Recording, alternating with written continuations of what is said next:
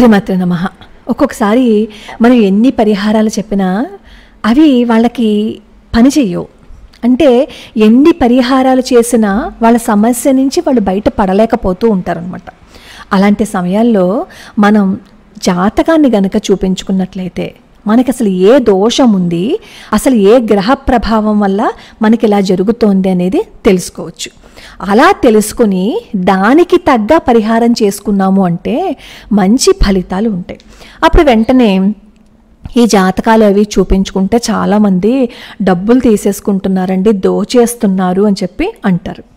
అసలు ఎక్కువ డబ్బులు తీసుకుని ఎప్పుడూ జాతకం చెప్పకూడదు.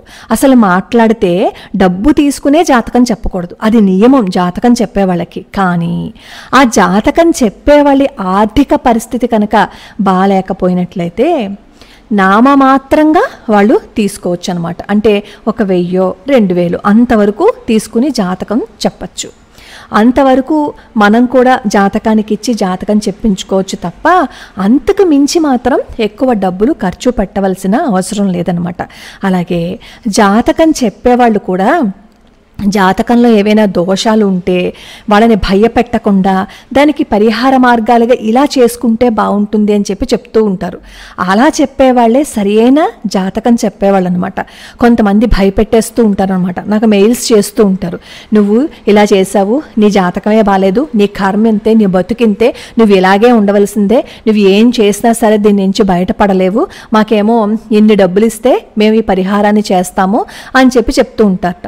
పాప అన్ని బాధల్లోనూ కష్టాల్లోనూ ఉండడం వల్ల ఆ డబ్బులు ఇచ్చి పరిహారం చేయించుకున్నా దాని నుంచి వాళ్ళు బయటపడలేకపోతూ ఉంటారు.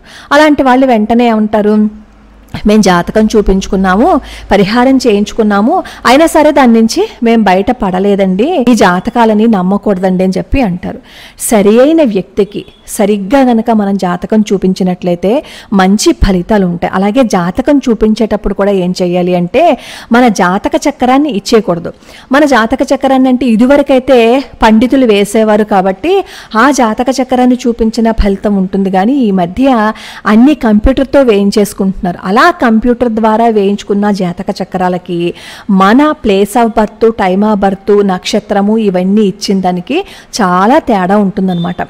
ఎప్పుడైనా జాతకం చూపించుకోవాలి అని అనుకుంటే time of birth, place of birth, వాళ్ళ నక్షత్రము ఇవి మనం సెపరేట్గా ఇస్తే వాళ్ళు క్యాలిక్యులేట్ చేసుకుని అప్పుడు జాతకాన్ని రాసి అప్పుడు చెప్తారు.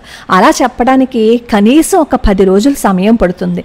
అలాంటి వాళ్ళ దగ్గరికి వెళ్ళి జాతకం చెప్పించుకున్నాము అంటే మంచి ఫలితాలు ఉంటాయి. అలా జాతకం చెప్పిన వాళ్ళు ఏవైనా పరిహారాలు చెప్తే ఆ పరిహారాలు చేయటం వల్ల కూడా మంచి ఫలితం ఉంటుందన్నమాట.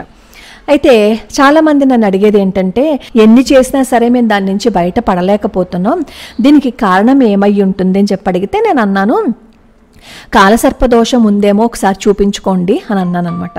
అంటే కాలసర్పదోషం అంటే మాకు తెలియదండి, అయినా చాలామంది అంటున్నారు కాలసర్పదోషము అవి ఏం ఉండవు అని, మరి ఏం చెయ్యాలండి అన్నారు. కాలసర్పదోషము అనేది ఉండకపోవటం ఏం కాదు, ఉంటుంది.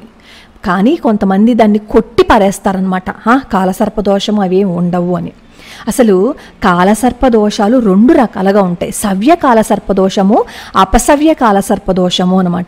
ఈ కాలసర్పదోషాలు ఈ 2 రకాలుగా ఉన్నా చాలామంది ఏమంటారు అపసవ్య కాలసర్పదోషం తక్కువ హానికరము, ఎందుకంటే రాహు కంటే కేతువు తక్కువగా హాని చేస్తారు కాబట్టి అని చెప్పి చెప్తూ ఉంటారనమాట. మన జీవితం మీద గ్రహాల ప్రభావం ఉంటుంది, ఉండదు అని కొట్టి పారేయకూడదు. మనం ఎప్పుడు మనం అమావాస్యకి పౌర్ణానికి సముద్రం దగ్గరికి వెళ్తే ఆ సముద్రం మీద ఈ గ్రహ ప్రభావం చూపించటం లేదా అమావాస్యకి పౌర్ణానికి, మరి సముద్రం మీదే మనకి చూపిస్తుంది, మనకి ఎదురుగుండా కనిపిస్తూ ఉంటే మన జీవితం మీద ప్రభావం చూపించదు అని ఎందుకు అనుకుంటున్నారు చెప్పండి? ఖచ్చితంగా ప్రభావం ఉంటుంది. ఎవరి జన్మ కుండలిలో అయితే ఈ 7 గ్రహాలు రాహువు కేతువు మధ్య ఉండి అలా ఉన్న పరిస్థితి ఎవరికైతే ఉంటుందో వాళ్ళకి కాలసర్పదోషము ఉంటుంది అని చెప్పి చెప్తారనమాట. ఎప్పుడైతే ఒక వ్యక్తి జన్మ కుండలిలోని 6 స్థానాలలో ఏ గ్రహాల చేత ఆక్రమించబడకుండా ఉంటాయో అలాంటి స్థితిని సంపూర్ణ కాలసర్పయోగము అని చెప్పి పిలుస్తారు. అయితే ఎవరికైతే ఈ కాలసర్ప దోషం ఉంటుందో వాళ్ళు ఏ పని చేసినా దానికి తగిన ఫలితాన్ని పొందలేరు. స్త్రీ పురుషులకి వివాహం ఎంత ప్రయత్నించినా అవదనమాట. సంతానం కలగదు, వృత్తిపరంగా అభివృద్ధి లేదు. అలాగే కోర్టు కేసులు ఉంటాయి. కోర్టు కేసుల్లో తగాదాల్లో ఇరుక్కుపోయి వాటి నుంచి బయటపడలేకపోతూ ఉంటారు. బంధువులందరితోనూ శత్రుత్వం, ఇలాంటి క్లిష్టమైన పరిస్థితులు ఎదుర్కోవటం జరుగుతుందనమాట.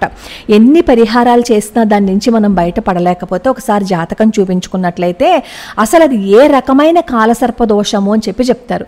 కాలసర్ప దోషానికి ఒకే విధమైన పరిహారం ఉన్నప్పటికీ అది ఏ రకమైన కాలసర్ప దోషమో తెలుసుకుంటే మనం అక్కడ సంకల్పం చెప్పాలన్నమాట. ఇప్పుడు అందరూ ఏం చేస్తున్నారు, కాలసర్ప దోషానికి అందరికీ కామన్గా చేసేస్తున్నారు. ఏ రకమైన కాలసర్పయోగమో తెలుసుకుంటే ఆ రకమైన కాలసర్పయోగము అని చెప్పి సంకల్పం చెప్పుకుంటూ మనం గనక పరిహారం చేయించుకుంటే మంచి ఫలితాన్ని ఇస్తుందన్నమాట.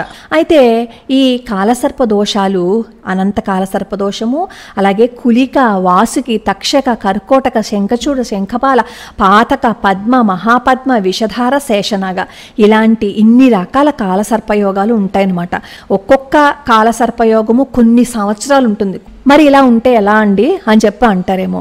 మనం జాతకం చూపించుకుంటే అది ఏ రకమైన కాలసర్పయోగమో మనం తెలుసుకుంటే దానికి తగ్గ పరిహారం కనుక చేయించుకుంటే ఆ కాలసర్పదోషం నుంచి మనం బయటపడిపోవచ్చు అనమాట. కాలసర్పదోషానికి ఒకే పరిహారం ఉన్నప్పటికీ అది ఏ రకమైన కాలసర్పదోషమో మనం తెలుసుకోవాలి, సంకల్పం చెప్పుకోవాలి కాబట్టి. ఎందుకంటే ఈ కాలసర్ప దోషాల వల్ల ఆరోగ్యం దెబ్బతింటూ ఉంటుంది. ఒక్కొక్కసారి కోర్టు సంబంధిత కేసులు విసుగొచ్చేస్తూ ఉంటాయి. అలాగే ధనాన్ని నష్టపోతూ ఉంటాం. మనం ఏది మాట్లాడినా తప్పైపోతూ ఉంటుంది. కుటుంబంలో సమస్యలు, బయటకు వెళ్తే సమస్యలు, ఆర్థిక పరిస్థితి సరిగ్గా ఉండదు, వైవాహిక జీవితం సరిగ్గా ఉండదు, పిల్లలకేమో ఇబ్బందులు ఉంటాయి, రక్త సంబంధమైన సమస్యలు ఉంటాయి. ఆకస్మికంగా ఏదైనా ఇబ్బందులు వచ్చేసి ఒక్కొక్కసారి ప్రాణాల మీద కూడా వస్తూ ఉంటుందన్నమాట. అలాగే ఎక్కువగా మోసపోతూ ఉంటారు. వ్యాపారంలో వ్యాపార భాగస్వాములతో నష్టాలు ఎక్కువగా ఎదుర్కొంటూ ఉంటాం. ఇలా ఎన్నో ఇబ్బందులు ఎదురవుతూ ఉంటాయి.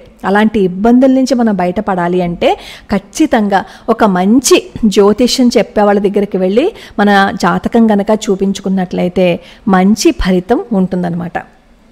అయితే మరి మేము డబ్బులు ఇచ్చుకోలేమండి, మా వల్ల కాదు, మేము చూపించుకోలేము అని చెప్పి అనుకునే వాళ్ళకి ఈ కాలసర్పయోగం అంటే ఈ కాలసర్ప దోషం ఇప్పుడు నేను చెప్పిన వాటిల్లో ఏ ఇబ్బంది ఉన్నా సరే ఆదిశేష స్థవం గనక చదువుకున్నట్లయితే మంచి ఫలితం ఉంటుంది. అప్పుడు వెంటనే మీరు అడగచ్చు, అయితే అందరూ ఆదిశేష స్థవం చదువుకుంటే బాగా పనిచేస్తుంది కదా, మరి కొంతమంది ఎందుకు పరిహారాలు చేయించుకోవాలి అని అడుగుతారేమో. ఇప్పుడు ఎక్కడికైనా వెళ్ళాలి అని అనుకోండి, ఏరోప్లేన్లో వెళ్తే తొందరగా వెళ్ళిపోతాం కదా, తర్వాత ట్రైను, తర్వాత బస్సు. అంటే మనకి ఏ విధంగా వెళ్ళడానికి స్థితి, స్తోమత, సౌలభ్యం ఉంటుందో ఆ రకంగా వెళ్ళాము అని అనుకోండి, ఎలా ప్రయాణిస్తే దానికి తగ్గ సౌకర్యాలు, దానికి తగ్గ సౌలభ్యాలు ఎలా అయితే ఉంటాయో జాతకానికి కూడా అంతే. పరిహారాలు చేయించుకోగల స్తోమత ఉండి చేయించుకోక్కర్లేకుండా డబ్బులు ఖర్చు పెట్టవలసి వస్తుందని ఏవో చిన్న చిన్న పరిహారాలు చేయించుకున్నాము అని అనుకోండి, దానికి తగ్గ ఫలితం దానికే ఉంటుంది. అసలు మాకు ఆ స్థితి లేదు, స్తోమత లేదు, మేము ఇదే చేయగలము అని చెప్పి మనస్ఫూర్తిగా భగవంతుడి పాదాలు పట్టుకుని అప్పుడు మనం గనక పరిహారం చేసుకున్నాం అని అనుకోండి, మన స్థితి ఏంటి అనేది భగవంతుడికి తెలుసు కదా. అయితే ఈ కాలసర్ప దోషం ఉన్నవాళ్ళు సాధారణంగా ఏం చేయొచ్చు అంటే ప్రతిరోజు వెంకటేశ్వర స్వామి వారిని ప్రతిరోజు పూజించాలన్నమాట. ప్రతిరోజు వెంకటేశ్వర స్వామి వారి సుప్రభాతము, వెంకటేశ్వర స్వామి వారి వజ్ర కవచము ఇవి ప్రతిరోజు ఒక్కరోజు కూడా మానకుండా చేస్తూ ఉండాలి. అలాగే రాహు కవచం కానీ, కేతు కవచం కానీ, ఆదిశేష స్థవం, అసలు ఆదిశేష స్థవం కనుక చదివితే అది ఎటువంటి కాలసర్ప దోషమైనా దానివల్ల కలిగే సమస్యల నుంచి ఉపశమనం పొందుతామన్నమాట. కాబట్టి దీంతో పాటుగా పరిహారాలు చేయించుకోగలము అని అనుకునే వాళ్ళు పరిహారం చేయించుకోండి. ఇప్పుడు చాలామంది ఏమంటారు, కాలసర్ప దోషము అని అనగానే ఫలానా చోటకు వెళ్ళిపోండి, ఫలానా చోటకు వెళ్ళిపోండి అని చెప్పి చెప్పేస్తూ ఉంటారు. అలా జాతకాన్ని పూర్తిగా పరిశీలన చేయకుండా అది ఎటువంటి జాతక దోషమో తెలియకుండా మనం ఎన్ని పరిహారాలు చేయించుకున్నా ఫలితం ఉండదు.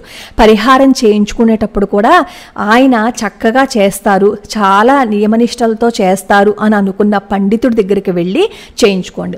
జాతకం కూడా అలాంటి వాళ్ళ దగ్గరికి వెళ్ళే చెప్పించుకోండి. మాకు అలాంటి వాళ్ళు ఎక్కడ దొరుకుతారు అంటే ప్రయత్నించాము అని అనుకోండి, ఖచ్చితంగా మనకి మార్గం కనిపిస్తుంది.